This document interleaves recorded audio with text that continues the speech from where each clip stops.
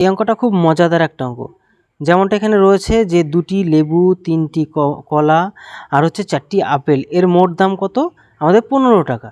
এবং 3টি লেবু, 2টি কলা এবং 1টি আপেলের মোট দাম কত? আমাদের 10 টাকা। তবে 3টি লেবু, 3টি কলা, 3টি আপেলের মোট দামটা কত? দেখো, এটা আমরা কি করব, প্রথমে একদম সিম্পল ওয়েতে লিখব। যদি আমরা লিখি তাহলে একটা জিনিস পাবো কি, একদম সিম্পল ভাবে যদি লিখি, দুটো কি আমাদের 1 সেকেন্ড কালার চেঞ্জ করি না, তাহলে দেখতে সুবিধা হবে।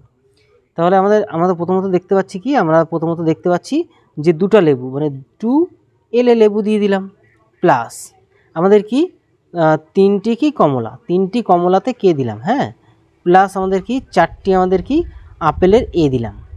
এই টোটালটা দামটা আমরা কত দেখতে পাচ্ছি এখানে, আমাদের কত? 15 টাকা। তাহলে ইকুয়াল টু আমরা কত লিখছি? 15 টাকা।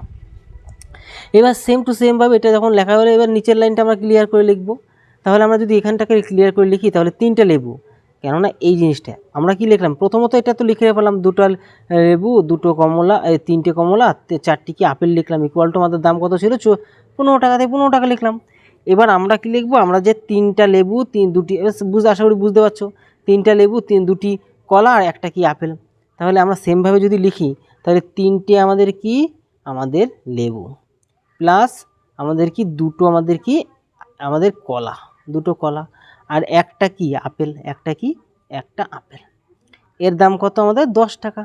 আমরা 10 টাকা লিখলাম। এবারটা আমরা কি করব, আমরা একটু করব কি, ওগুলোকে সবগুলোকে আমরা প্লাস করে দেবো, ঠিক আছে? সবগুলোকে আমরা কি করে দেবো? প্লাস করে দেবো। যদি প্লাস করি তো আমরা দেখতে পাচ্ছি কি, এই যে 2টো প্লাস করলে 5টা কি, 2টো লেবু, এখানে 3টে লেবু যোগ করলে 5টা লেবু, দেখো 5টা কলা আর 5টা কি আপেল হচ্ছে, তারপর দিকে 25 টাকা হবে। তা আমাদের সেইভাবে যদি আমরা লিখি, তাহলে হচ্ছে কি পাবো, যে 5টা আমাদের কি লেবু পেলাম, প্লাস 5টা কি কলা পেলাম, প্লাস 5টা কি আপেল পেলাম। টোটাল দাম পেলাম আমরা কত? 25। টোটাল দাম আমরা পেলাম কত? 25। এবার খুব ভালো করে একটা জিনিস খেয়াল করো তো, যে প্রত্যেকের মধ্যে, এখানে তোমরা একটা জিনিস খেয়াল করো, এই যে প্রত্যেকের মধ্যে 5টা করে কি কমন আছে না, তাই 5কে আমরা কমন নিয়ে নিই, তাহলে আমাদের কি হবে? সুবিধা হয়ে যাবে। তাহলে একটা কাজ করো, প্রত্যেকের মধ্যে থেকে 5গুলিকে কেটে দাও, কারণ 5কে আমরা কি নেব? কমন। তাহলে ব্র্যাকেট দিয়ে আমরা কি করে নিলাম? 5কে আমরা কমন নিয়ে নিলাম। তাহলে এই 5 দিয়ে আমরা যদি কাটাকুটি খেলি, তাহলে কাটাকুটি খেলে মানে 5 দিয়ে আমরা অবশ্যই কাটতে পারবো এটাকে, কারণ গুণ সম্পর্কে রয়েছে, ব্র্যাকেটের বাইরের ভিতরে থাকা মানে কি, আমাদের গুণ সম্পর্কে থাকা। তাহলে একটা জিনিস ভালো করে খেয়াল করে দেখো, আমরা যদি একটু ব্যাক করি, তাহলে আমাদের 5টা ভালো করে লেখা হয়নি, আমরা 5টা লিখে ফেললাম। এবার আমরা কি পাচ্ছি, একটা লেবু, একটা কলা, একটা আছে অ্যাপেল, এর দাম কত? 5 টাকা। এর দাম কত? 5 টাকা। তাহলে আমাদের কি চাইছে? আমাদের একটা জিনিস চাইছে, সেই জিনিসটা কি, যে ভালো করে একটা জিনিস খেয়াল করে দেখো তো, এই জায়গাটা, এই যে এই জায়গাটার কথা বলছি, যে 3টা লেবু, 3টা কলা, 3টা আপেল, তাহলে এদের সাথে যদি 3 দিয়ে গুণ করে দিই, তাহলে তো হয়ে যাচ্ছে।